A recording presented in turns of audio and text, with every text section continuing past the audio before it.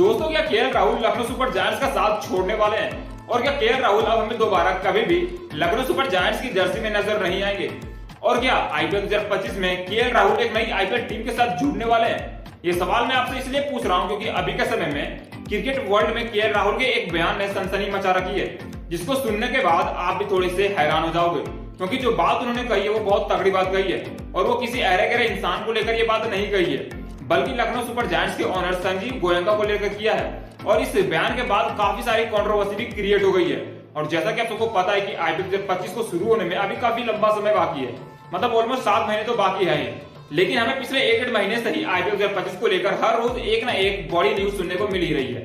और इस बार जो हमारे पास न्यूज आई है भाई साहब, ये तो वाकई में काफी बड़ी न्यूज है, क्योंकि इस बात से तो ये साफ क्लियर हो रहा है कि केएल राहुल अब लखनऊ सुपर जायंट्स के साथ नहीं रहेंगे और वो आईपीएल 2025 में किसी ना किसी से नई टीम के साथ जुड़ने वाले हैं। क्योंकि उन्होंने जो बयान दिया है संजीव गोयनका को लेकर, उससे तो ये क्लियर हो ही गया है। और जैसा कि आपको पता है कि आईपीएल 2024 केएल राहुल के करियर का सबसे खराब दौर रहा था, या यूं कहे तो उनके करियर का सबसे खराब सीजन रहा था, क्योंकि वहां पे ना तो केएल राहुल के बल्ले से हमें रन देखने को मिले थे, ना ही वो एक ऐसी इनिंग खेल पा रहे थे जिससे कि टीम को फायदा हो। मतलब वो काफी स्लो इनिंग खेल रहे थे और गेम को फंसा दे रहे थे। वहीं अगर उनकी कैप्टनसी की बात करा जाए तो उनकी कैप्टनसी में भी वो मजा हमें देखने को नहीं मिला था। आईपीएल 2024 में हमें साफ देखने को मिला था कि केएल राहुल की team Lucknow super giants group stage से ही बाहर हो गई थी, जिसको लेकर संजीव गोयनका और केएल राहुल एक मैच के दौरान ही भिड़ गए थे। आपको वो सीन तो याद ही होगा जहां पे केएल राहुल और संजीव गोयनका एक दूसरे से बहस करते हुए हमें नजर आया, तो ऑन द कैमरा वो भी मैच के दौरान ही, जो कि काफी ज्यादा कंट्रोवर्सी में रही थी। और उसी कंट्रोवर्सी को लेकर केएल राहुल ने अभी के समय में बहुत ही तगड़ी बयान दी है।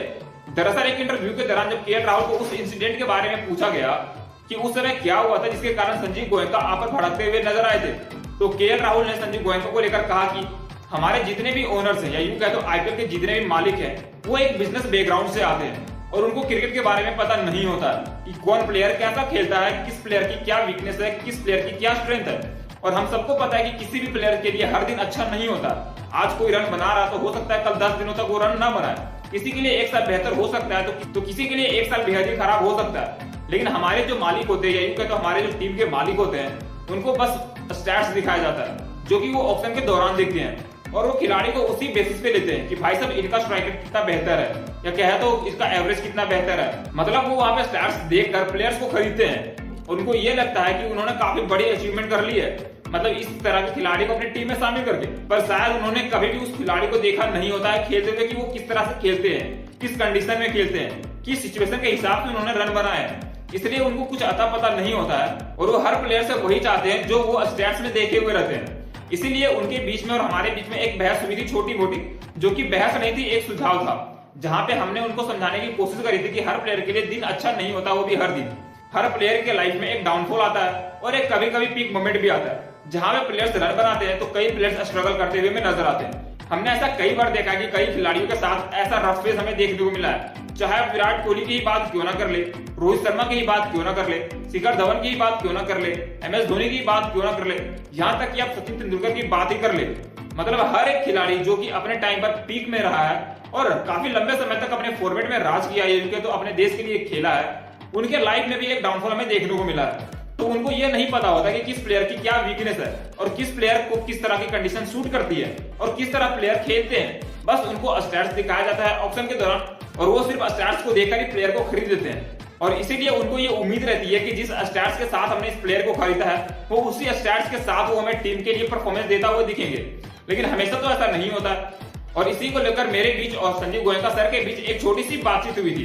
हालांकि उस इंसिडेंट के बाद सभी फैंस ये मान लिए थे कि शायद अब केएल राहुल दोबारा हमें लखनऊ सुपर जायंट्स की ओर से खेलता हुआ नहीं दिखेंगे, जो कि अब हमें सच साबित होता हुआ भी नजर आ रहा है। और जैसा कि आपने 1-1.5 महीना पहले भी एक न्यूज सुना होगा कि केएल राहुल अब आरसीबी की टीम में शामिल होने वाले हैं, वो भी एज अ कैप्टन, जो कि इस न्यूज में अभी कितनी सच्चाई है किसी को नहीं पता।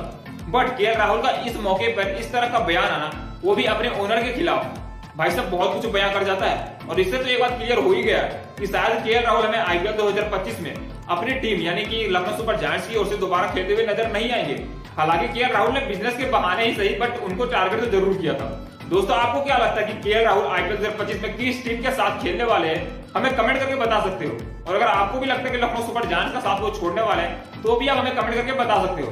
मिलते हैं नेक्स्ट वीडियो में, तब तक के लिए जय हिंद।